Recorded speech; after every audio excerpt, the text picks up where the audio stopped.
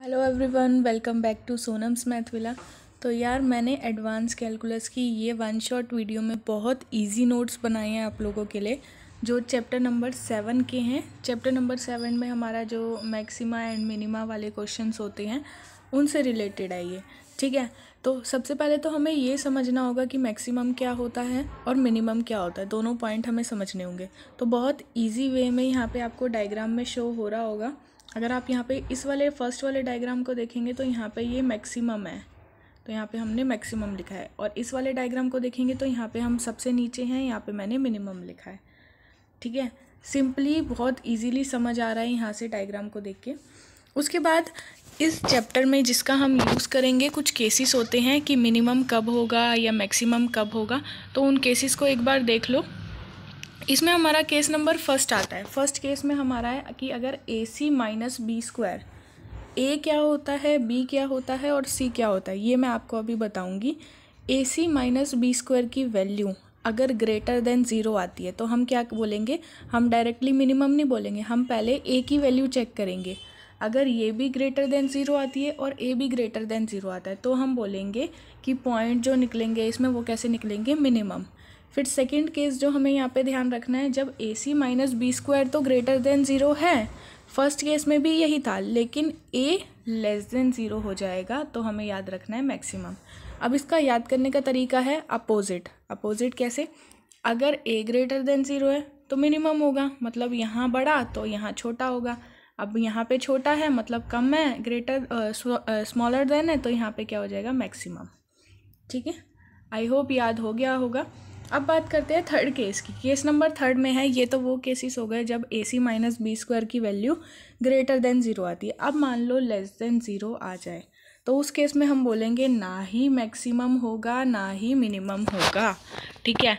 और चौथा केस हमारा ये आ सकता है कि यार अगर AC माइनस बी स्क्वायर की वैल्यू 0 के ही बराबर आ जाती है, 0 ही आ जाती है, तो उस केस में हम फर्दर इन्वेस्टिगेशन करते हैं, आगे सॉल्व करते हैं। अब फर्दर इन्वेस्टिगेशन क्या होती है, कैसे करनी है, इसके लिए हमने इसमें एक क्वेश्चन लिया है जो आपकी बुक का एग्जाम्पल है, ठीक है, उसको देखेंगे। अब बात करते हैं कि यार AC माइनस बी स्क्वायर निकाले जा रहे हैं, हर स्टेप में निकाले जा रहे हैं, हर केस में हमने फाइंड किया, ये होता क्या है। तो अगर आप किसी भी फंक्शन का x के रिस्पेक्ट में पार्शियल डिफरेंशिएशन करते हो, वो भी डबल टाइम्स, मतलब डबल पार्शियल डिफरेंशिएशन करते हो, तो वो हो जाता है a करली स्क्वायर f डिवाइड बाय करली x स्क्वायर। b होता है कि एक बार तो हम विद रिस्पेक्ट टू x करेंगे पार्शियल डिफरेंशिएशन और एक बार विद रिस्पेक्ट टू y करेंगे। और c होता है कि उसी फंक्शन का हम डबल पार्शियल डिफरेंशिएशन कर रहे हैं विद रिस्पेक्ट टू y। अब यार यहाँ पे कुछ वर्किंग रूल्स आते हैं कि हमें किसी भी क्वेश्चन को क्या सॉल्व करना कैसे है। तो पहले हमें fx निकालना है, फिर fy निकालना है। यहाँ पे fx का मतलब है कि आपको करली f अपॉन करली x निकालना है, ये निकालना है आपको, करली f अपॉन करली x। और fy का मतलब है कि आपको निकालना है करली f अपॉन करली y। ये क्यों निकाल रहे हैं, ताकि हम a b c की वैल्यू निकाल सके डबल डिफ्रेंशिएशन करके इनका। फिर आपको क्या करना है, पुट करना है, इसको 0 के इक्वल पुट करना है और इसको भी 0 के इक्वल पुट करना है, और इससे आपके जो पॉइंट्स निकल के आएंगे उनको अप्लाई करना है अबव केसेस में। मतलब आपको AC माइनस बी स्क्वायर की वैल्यू चेक करनी है कि कौन सा केस आ रहा है उसमें, ठीक है। तो इसको समझने के लिए हम एक एग्जाम्पल यहाँ पे ट्राई कर रहे हैं। ये आपकी बुक का जो एग्जाम्पल नंबर फर्स्ट है, इसमें हमें fx y में एक फंक्शन दे रखा है। क्या दे रखा है, 3x square minus y square plus x cube, ये हमें दे रखा है। तो स्टेप 1 हमारा था, हमें क्या निकालना है, क्या फाइंड आउट करना है, करली f अपॉन करली x की वैल्यू। तो इसका जब आप डिफ्रेंशिएशन करोगे 3x स्क्वायर का 6x हो जाएगा, इसका 0 हो जाएगा। क्यों, क्योंकि हम x के रिस्पेक्ट में पार्शियल डिफ्रेंशिएशन निकाल रहे हैं। एक्स क्यूब का 3x स्क्वायर हो जाएगा। इसमें से आप कॉमन लेके देखोगे तो 3x यहाँ पे कॉमन जा रहा है, 2 + x एज इट इज़ रह जाएगा। अब इसका डबल डिफ्रेंशिएशन भी हमने साथ के साथ कर दिया, तो 6x का 6 हो जाएगा और 3x स्क्वायर का 6 हो जाएगा। इतना तो आई होप सबको क्लियर हो गया होगा। फिर हमने इसी स्टेप में क्या निकाला, करली f अपॉन करली y की वैल्यू निकाली। तो x वाली वैल्यूज़ नहीं निकलेंगी यहाँ पे, और माइनस y की पावर 2 है तो माइनस वाई स्क्वायर का क्या हो जाएगा, -2y, ठीक है। इसको यहाँ से रब कर देते हैं।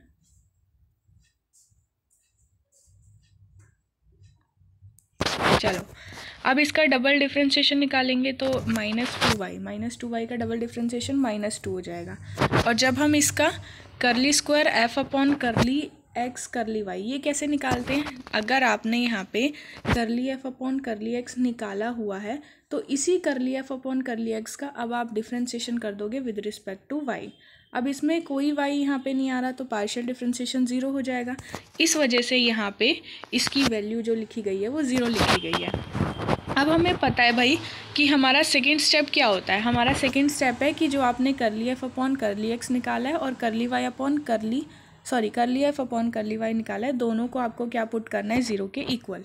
तो यहाँ से हम करली एफ अपॉन करली एक्स को 0 के इक्वल पुट करके दो वैल्यू फाइंड आउट हो जाएगी हमारी, x इक्वल टू 0 और -2, और यहाँ से हमारी y इक्वल टू 0 वैल्यू आ जाएगी। अब अगर आप कोऑर्डिनेट बनाते हो तो यहाँ से एक निकल आएगा 0,0 और एक निकल आएगा -2,0। ठीक है, आई होप पॉइंट्स तक तो सबको क्लियर हो गया होगा। अब यहाँ पे देखो, एक ये पॉइंट आ गया, एक ये पॉइंट आ गया। अब हम दोनों पॉइंट्स पे चेक करेंगे, पर पहले हम फर्स्ट वाले पॉइंट पे चेक कर रहे हैं। फर्स्ट वाले पॉइंट पे 0,0 पे अगर मैं a की वैल्यू चेक करूँ, a क्या था, f का पार्शियल डबल डिफ्रेंशिएशन, ठीक है, मतलब 2 टाइम्स हमें इसका पार्शियल डिफ्रेंशिएशन करना है विद रिस्पेक्ट टू x। अब 0,0 अभी हमने यहाँ पे डबल डिफ्रेंशिएशन निकाला था, क्या आ रहा था हमारा 6 + 6x, और पॉइंट्स हमारे हैं 0,0, तो x की वैल्यू हमें यहाँ पे क्या रखनी पड़ेगी, 0 पुट करनी पड़ेगी। तो जब x की वैल्यू 0 पुट करेंगे तो ये टर्म हट जाएगा, 6 हमारा यहाँ पे बच जाएगा।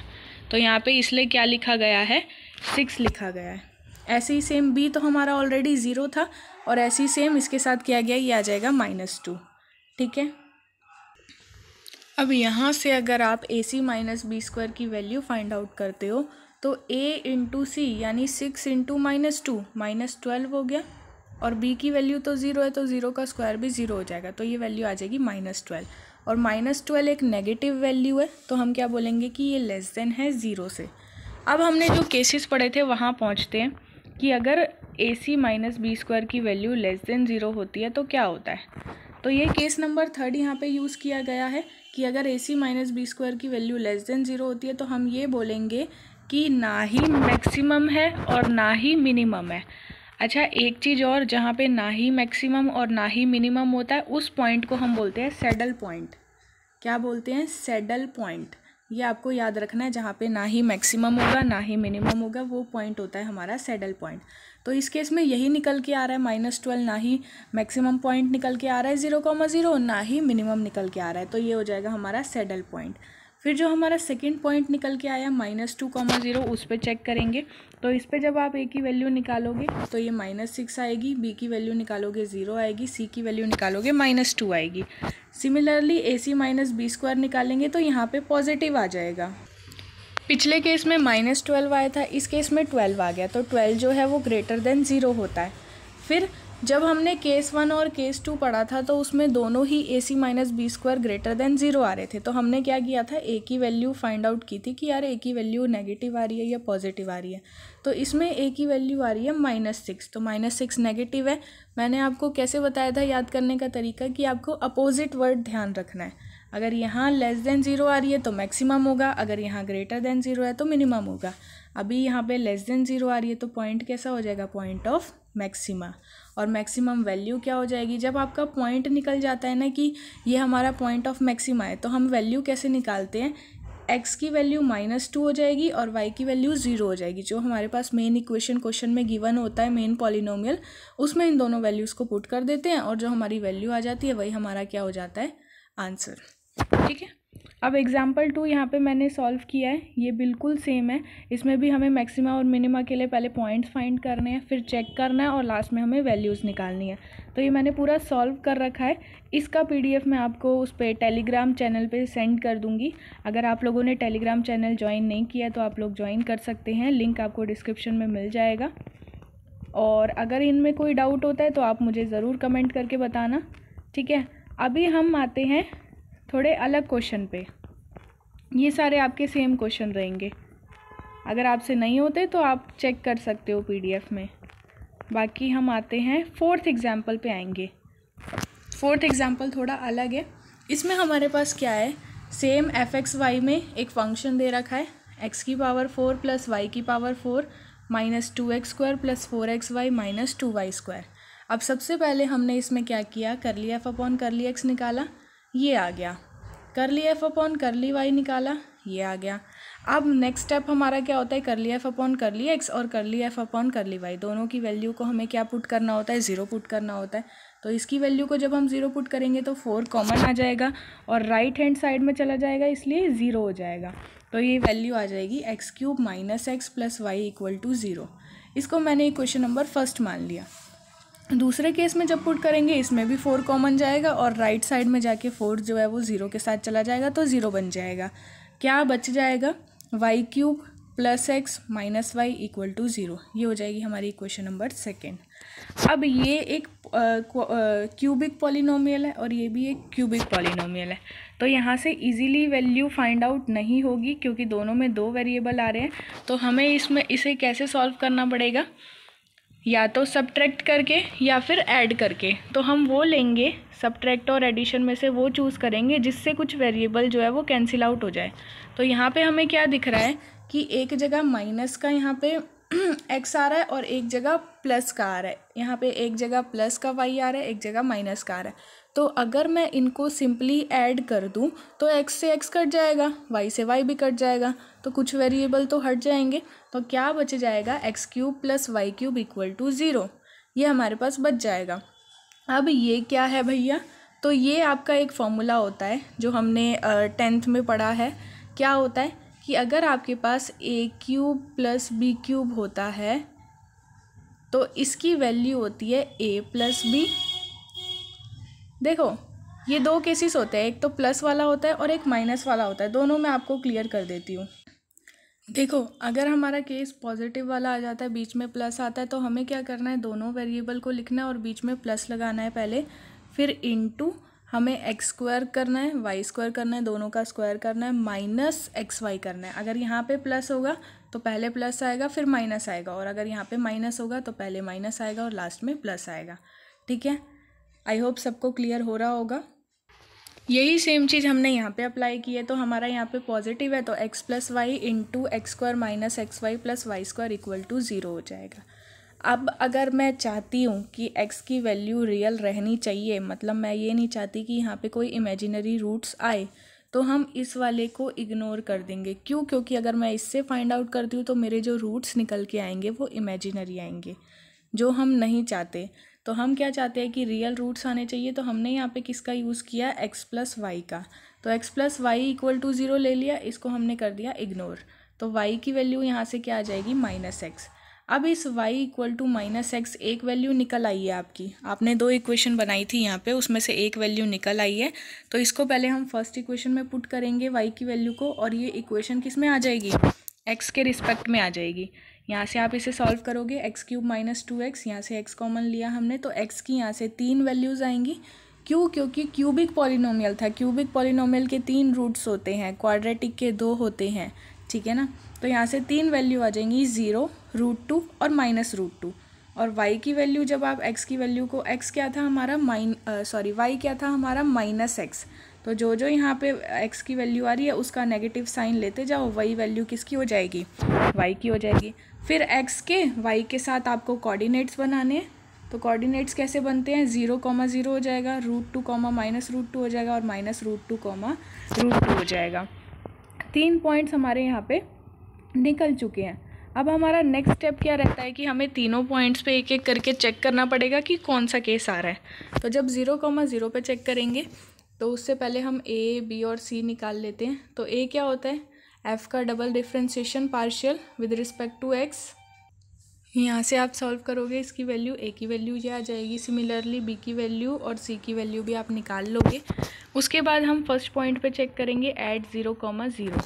तो यहाँ से आप ac माइनस b² निकालोगे तो a इंटू c 16 हो गया, और इसका स्क्वायर करेंगे तो भी 16 आता है। तो ये वो केस आ गया जब ac माइनस b² 0 के इक्वल हो गया। तो हमने लास्ट केस पढ़ा था, केस नंबर 4 में, कि अगर ऐसा हो जाता है, ac माइनस b² 0 के इक्वल आ जाता है, तो हम फर्दर इन्वेस्टिगेशन करेंगे। तो ये फर्दर इन्वेस्टिगेशन आखिर होती क्या है वो देख लो। हमें क्या करना है, कोई भी 2 कांस्टेंट लेने हैं। तो मैंने यहाँ पे h और k ले लिया। पहला हमें ऐसा केस लेना है जिसमें एच और के आपस में बराबर नहीं होंगे। दूसरा ऐसा केस लेना है जब एच और के की वैल्यू बराबर हो सकती है। ठीक है, अब यहाँ पे आप क्या करोगे, एच और के वाला फंक्शन लोगे, मतलब एक्स वाई में जो फंक्शन था उसको एच और के में चेंज कर दोगे, और 0,0 वाला ले लोगे। इन दोनों को हमें माइनस करना होता है। तो माइनस करके हमारी यहाँ पे ये वैल्यू आती है। कब आती है? जब हम h की पावर 4 और k की पावर 4 को निगलेक्ट करते हैं। निगलेक्ट क्यों करते हैं? क्योंकि इनकी वैल्यू बहुत ज़्यादा स्मॉल चली जाएगी।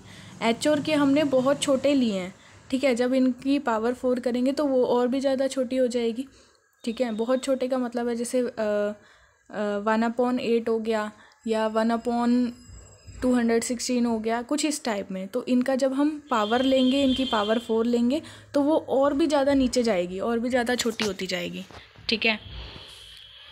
ये पहला केस है। पहले केस में ये आता है हमारा नेगेटिव, <0 आता है, और दूसरे केस में जब h = k लेते हैं तो ये पॉजिटिव आता है, <0 आता है। अब दो केस इसमें निकल आए फर्दर इन्वेस्टिगेशन करने के बाद। एक तो ये निकल आया कि 0,0 पे नेगेटिव आ रहा है, और एक ये निकल आया कि 0,0 पे पॉजिटिव आ रहा है। तो दोनों चीज़ें एक बार में तो पॉसिबल नहीं है।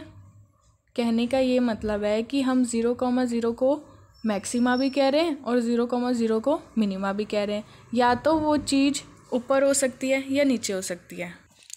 इसलिए हम इस केस में क्या बोलेंगे कि दोनों केस एक साथ पॉसिबल नहीं है ना, तो ये हो जाएगा सैडल पॉइंट। ना ही मैक्सिमा कहलाएगा और ना ही मिनिमा कहलाएगा, ये हो जाएगा सैडल पॉइंट। अब 0,0 पे तो यहाँ पे सैडल पॉइंट आ गया। अब हम नेक्स्ट पॉइंट पे चेक करते हैं।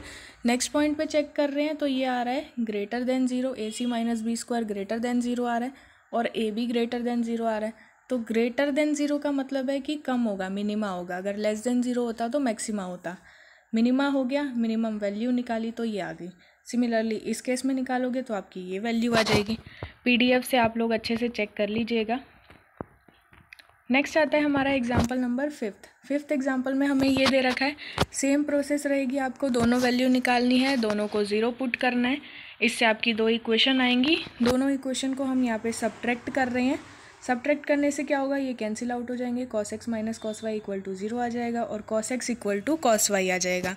x = y, यहाँ से हमारी वैल्यू निकल के आ गई।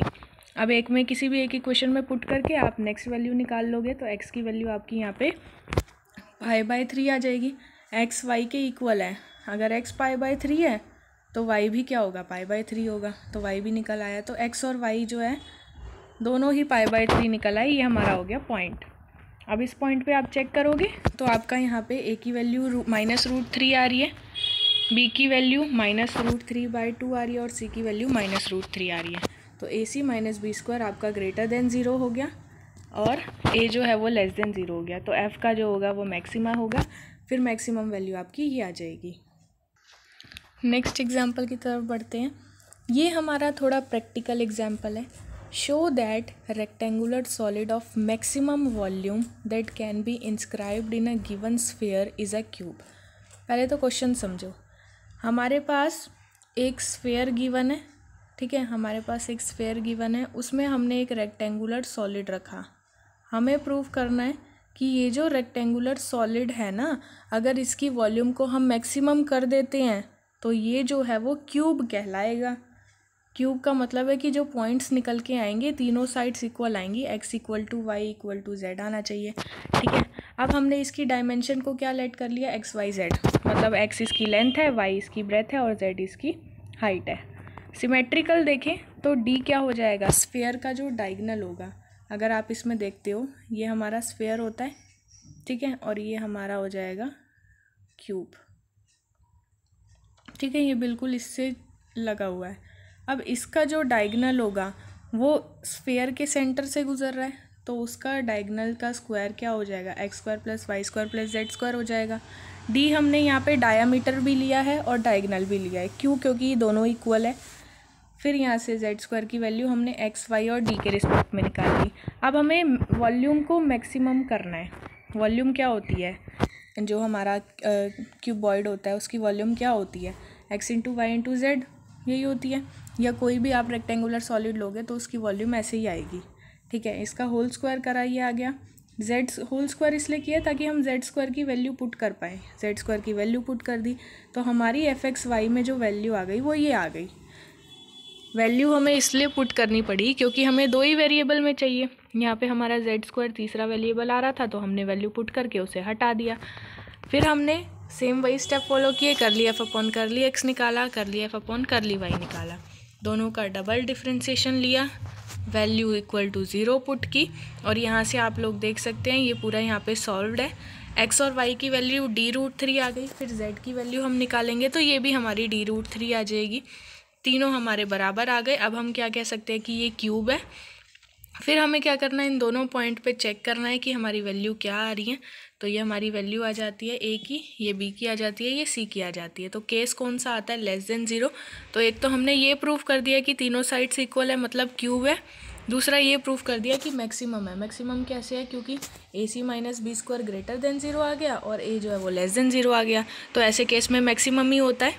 ठीक है, अब इसी तरीके का हमने एक केस और लिया है। एक रेक्टेंगुलर बॉक्स है जिसका ऊपर का टॉप नहीं है, मतलब ऐसा रेक्टेंगुलर बॉक्स है और इसमें क्या बोला है कि वॉल्यूम हमें कितनी दे रखी है, 32 क्यूबिक फीट वॉल्यूम हमें गिवन है। हमें डायमेंशंस निकालनी है और कैसे निकालनी है कि जो उसके कंस्ट्रक्शन के लिए मटेरियल लगेगा वो लीस्ट लगेगा। मतलब आपको जो आपका पूरा यहाँ पे बॉक्स बन के आया है इसका बस ये टॉप वाला खाली है, बाकी सब फिल्ड है। तो ये जो इसके लिए बोर्ड यूज़ होगा, जो इसके लिए कार्डबोर्ड यूज़ होगा वो हमें लीस्ट रखना है, मतलब उसको मिनिमा यहाँ पे प्रूव करना है और उसकी डायमेंशंस निकालनी है, मतलब एक्स वाई जेड की वैल्यू आपको फाइंड करनी है। वॉल्यूम हमें 32 गिवन है तो x y z equal to 32 हम लिख सकते हैं। एक्स वाई जेड यहाँ पे वॉल्यूम हो गई और जेड की वैल्यू एक्स वाई के रिस्पेक्ट में जैसे हमने पिछले केस में निकाली थी इस केस में भी हमने निकाल ली। सरफेस एरिया हमें पता है क्या होगा, वैसे तो 2xy plus 2yz plus 2zx होता है, लेकिन यहाँ पे 2 की जगह एक ही बार लिखेंगे क्योंकि ऊपर वाला पार्ट जो है वो गायब है। यहाँ से आप z की वैल्यू पुट करके xy में चेंज करोगे तो s इक्वल टू आपका ये आ जाएगा। अब हमें इसको मिनिमा करना है, यही हमें बोला है लीस्ट मटेरियल रिक्वायर्ड का मतलब है सरफेस एरिया जो कार्डबोर्ड लगेगा वो हमें क्या करना है, लीस्ट करना है। तो एक बार हमने इसे 0 रखा, एक बार इसे 0 रखा। तो यहाँ पे आप लोग देख सकते हैं x की वैल्यू y के रिस्पेक्ट में और y की वैल्यू x के रिस्पेक्ट में आई है। दोनों को आप सॉल्व करोगे तो y भी 4 आ रहा है, x भी 4 आ रहा है। तो 4,4 हमारा पहला पॉइंट निकल आया।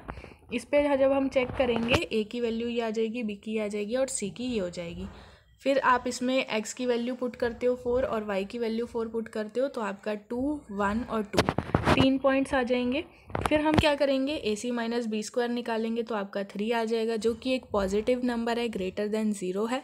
फिर हम चेक करेंगे कि ए कैसा है, ए भी ग्रेटर देन 0 आ रहा है तो 4,4 क्या हो जाएगा, पॉइंट ऑफ मिनिमा। अब हमने ये प्रूव कर दिया कि ये मिनिमा का पॉइंट है तो हम कह सकते हैं कि एस जो है वो लीस्ट होगा 4,4 पे।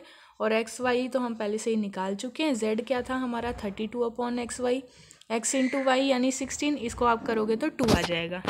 ठीक है, ये तो था हमारा एक्सरसाइज 7.1 का पार्ट। अगर आप लोग चाहते हैं कि मैं 7.1 के सॉल्यूशंस की पीडीएफ भी डालूं और उस वीडियो को एक्सप्लेन करूं तो आप लोग मुझे कमेंट करके बताना। अब हम आते हैं 7.2 में। 7.2 में कुछ भी नहीं है, आपको एक कंडीशन दे रखी होगी, एक फंक्शन दे रखा होगा, हमें उस कंडीशन को फंक्शन में यूज़ करना है, बस इतना ही काम है। तो इसमें हमें बोला है find minimum value of function, हमें इस फंक्शन की मिनिमम वैल्यू निकालनी है और कंडीशन हमें दे रखी है ये वाली। तो हमने क्या किया, इस फंक्शन को एक्स वाई जेड में चेंज करने के लिए यू को रिप्लेस कर दिया, एक्स से वी को कर दिया वाई से और डब्ल्यू को कर दिया जेड से। तो हम इसे कैसे लिख सकते हैं, x square plus y square plus z square लिख सकते हैं और जो कंडीशन हो जाएगी उसमें भी रिप्लेस कर दिया यू वी और डब्ल्यू को, तो a x plus b y plus c z हो जाएगा। अब इसमें आपको क्या करना है, जो फंक्शन दे रखा होगा वो एफ एक्स वाई जेड होगा और जो आपको कंडीशन दे रखी होगी वो फाई में लेनी है, फाई एक्स वाई जेड हो जाएगी। तो ये आपकी कंडीशन आ गई। राइट हैंड साइड से सारा कुछ लेफ्ट हैंड साइड में ले आए और राइट हैंड साइड में आ गया 0। ठीक है, ये हमारा फंक्शन हो गया, इसे हमने मान लिया इक्वेशन 1। ये हमारी कंडीशन हो गई, इसे हमने मान लिया इक्वेशन 2। आगे हमें क्या करना है, पहले हमें इसका फंक्शन f का with respect to x, with respect to y और with respect to z partial differentiation निकालना है। फिर हमें फाई का with respect to x, with respect to y और with respect to z partial differentiation करना है। इतना करने के बाद ये आपका निकल आएगा। तो आपको क्या करना है, कोई भी एक कांस्टेंट लेना है, चाहे वो के ले लो, लैम्डा ले लो, कुछ भी कांस्टेंट आप ले सकते हो। इन दोनों को हमें जोड़ना होता है, इक्वेशन को फंक्शन के साथ जोड़ना होता है। तो इसका करली एफ अपॉन करली एक्स को इसके करली फाई अपॉन करली एक्स के साथ जोड़ना है। तो उसके लिए कांस्टेंट हमने ले लिया के। 12th क्लास में हमने किए थे ना प्लेन वाले क्वेश्चन, जब हम इक्वेशन ऑफ प्लेन निकालते थे, इंटरसेक्टिंग प्लेन निकालते थे, तो हम क्या करते थे, एक कांस्टेंट लेते थे, उसको दो प्लेन्स में जोड़ देते थे। तो उसी तरीके से एक बार आपको एक्स में करना है, फिर एक बार हमें वाई में करना है सेम, फिर एक बार हमें जेड में करना है। तीनों की वैल्यू पुट कर दोगे, 3 इक्वेशन आ जाएंगी। पहली इक्वेशन से अगर मैं x निकालती हूँ तो क्या हो जाएगा, x इक्वल टू माइनस के ए डिवाइड बाई 2, यही आ रहा है। y की वैल्यू निकालेंगे, z की वैल्यू निकालेंगे, तीनों वैल्यूज़ निकल जाएंगी। तीनों वैल्यूज़ को आपको किस में पुट करना है, सेकेंड इक्वेशन में, जो कंडीशंस होती है ना उसमें पुट करना है। मतलब तीनों से हम एक यहाँ पे k के रिस्पेक्ट में 3 इक्वेशन बना रहे हैं, उनमें तीनों से वैल्यू निकाल रहे हैं और उसको किस में पुट कर देंगे, कंडीशन वाली इक्वेशन में पुट कर देंगे। तो कंडीशन वाली इक्वेशन में जब आप लोग पुट करोगे इसकी वैल्यू को, तो यहाँ से आपका क्या आ जाएगा, इसको आप सॉल्व कर लोगे। यहाँ से आपकी x की वैल्यू आ जाएगी, पहले आपकी k की वैल्यू आएगी, माइनस के बाई 2 आपका ये आ जाएगा। अब हमारे पास जो x है उसमें हर जगह क्या आ रहा है, माइनस के बाई 2, माइनस के बाई 2 और माइनस के बाई 2। तो हमने k की वैल्यू निकालने की बजाय डायरेक्ट माइनस के बाई 2 की वैल्यू ही पुट कर दी। तो x क्या निकल आया हमारा, ये x हो गया, ये y हो गया और ये z हो गया। अब हमारी x y z की वैल्यू तो आ गई। अब हमारी जो कंडीशन थी वो क्या थी, ये थी। अब हमें इसका डिफ्रेंशिएशन करना है विद रिस्पेक्ट टू x और विद रिस्पेक्ट टू y। तो जब आप लोग विद रिस्पेक्ट टू x करोगे तो यहाँ से आपका करली z अपॉन करली x निकल आएगा, विद रिस्पेक्ट टू y करोगे तो करली z अपॉन करली y निकल आएगा। फिर हमने क्या किया, जो हमें फंक्शन दे रखा था वो ये फंक्शन दे रखा था, इसका भी डिफ्रेंशिएशन करेंगे। अब हमें z लेके चलना है तो ये आ जाएगा, फिर डबल डिफ्रेंशिएशन करेंगे तो ये आ जाएगा। अब a की वैल्यू आप निकाल सकते हैं क्योंकि हमारे पास डबल डिफ्रेंशिएशन आ चुका है, b की वैल्यू भी हम निकाल देंगे और c की वैल्यू भी निकाल देंगे। फिर ac माइनस बी स्क्वायर, जैसे हमने पिछली एक्सरसाइज में करा, ये ग्रेटर देन 0 हो गया, ये ग्रेटर देन 0 हो गया, तो मिनिमा वाला केस होगा क्योंकि ये ग्रेटर आ रहा है, तो एज अ मिनिमा। और मिनिमम वैल्यू जो हो जाएगी वो क्या हो जाएगी, this plus this plus this. इनको जब आप ऐड ऑन करोगे तो आपका एक चीज़ कैंसिल हो जाएगी, a square plus B square plus C square से, ये आपका जो है फाइनल आंसर आ जाएगा। अब इसमें जो एग्जाम्पल्स हैं उनमें इसी तरीके के क्वेश्चंस आएंगे। आपको एक कंडीशन दे रखी होती है और आपको एक फंक्शन दे रखा होता है, तो आपको बहुत ध्यान से करना है, ठीक है। ये हमने एक एग्जाम्पल और ले रखा है, इसे भी आप लोग देख सकते हो। Find the maxima and minima distance of a point this 3 4 12। ये हमें एक पॉइंट गिवन है, एक स्फेयर से इसका पॉइंट मैक्सिमम भी डिस्टेंस निकालना है और मिनिमम भी निकालना है। मतलब एक स्फेयर ले लिया, एक पॉइंट ले लिया, अब इस स्फेयर से इस पॉइंट का जो डिस्टेंस होगा, जो दूरी होगी, वो हमें मिनिमम वाली भी निकालनी है और मैक्सिमम भी निकालनी है। तो हमने एक पॉइंट लेट करा ये वाला, इसको नाम दे दिया XYZ। ये आपका हो जाएगा y-4 का होल स्क्वायर और ये हो जाएगा z-12 का होल स्क्वायर। ये हमारा आ गया डिस्टेंस। अब डिस्टेंस अगर मैक्सिमम और मिनिमम है तो ये कब पॉसिबल है, जब डी स्क्वायर हमारा क्या होगा, ये तभी पॉसिबल है जब हमारा डी स्क्वायर मैक्सिमम या मिनिमम होगा, तभी हमारा डी भी क्या होगा, मैक्सिमम और मिनिमम होगा। तो ये हमारा फंक्शन था, फंक्शन हमने लिख दिया। ये हमारी कंडीशन हो गई, कंडीशन हमने लिख दी। इसको मैंने मान लिया इक्वेशन 1। इसको इसलिए मान लिया इक्वेशन 1 क्योंकि इसका आगे यूज़ होगा। अब हमने एक्सट्रीम पॉइंट्स पे दोनों को जोड़ दिया, करली एफ अपॉन करली एक्स को करली फाई अपॉन करली एक्स के साथ के साथ जोड़ दिया, वैल्यूज़ पुट कर दी, ये इक्वेशन आ गई। सिमिलरली वाई के साथ, सिमिलरली जेड के साथ, ये हमारी 3 इक्वेशंस आ गई। अब इसमें हमें क्या दिख रहा है कि अगर मैं इन तीनों को मल्टीप्लाई कर देती हूँ तो मेरे कुछ टर्म्स जो हैं वो हट जाएंगे। तो मैंने इन तीनों को यहाँ से क्या कर दिया, second multiply third multiply fourth. Multiply करने के बाद यहाँ पे आपका x square plus y square plus z square, और यहाँ पे भी यही आ रहा है। और हमने फर्स्ट इक्वेशन में क्या निकाला था कि x square plus y square plus z square जो है उसकी वैल्यू किसके इक्वल है, 1 के इक्वल है। इसी वैल्यू का इस्तेमाल हमने वहाँ पे किया है। इसकी जगह भी 1 आ जाएगा और इसकी जगह भी 1 आ जाएगा, तो यहाँ बन जाएगा के। यहाँ से आपकी ये इक्वेशन आ जाएगी। फिर सेकंड का यूज़ करके आपने यहाँ x की वैल्यू निकाली, थर्ड का यूज़ करके y की और फोर्थ का यूज़ करके z की। तीनों वैल्यूज़ को हम जो अभी इक्वेशन हमने निकाली है, फिफ्थ इक्वेशन, इसमें कर देंगे इस वाली इक्वेशन में। तो आपकी यहाँ से k की वैल्यू आ जाएगी और उस k की वैल्यू यहाँ पे दो k की वैल्यू आ रही है, एक 12 आ रही है, एक -14 आ रही है। तो एक बार आप 12 लेके करोगे और एक बार -14 लेके करोगे तो आपके दो पॉइंट्स आ जाएंगे P और Q, जो कि मैक्सिमम और मिनिमम होंगे। एक आपका मैक्सिमम आ रहा है और एक आपका मिनिमम आ रहा है। तो मिनिमम 12 आ रहा है और मैक्सिमम आ रहा 14 आ रहा है। ठीक है, तो इस वीडियो में इतना ही था। बाकी हम देखते हैं नेक्स्ट वीडियो में कौन सा चैप्टर लेके आना है।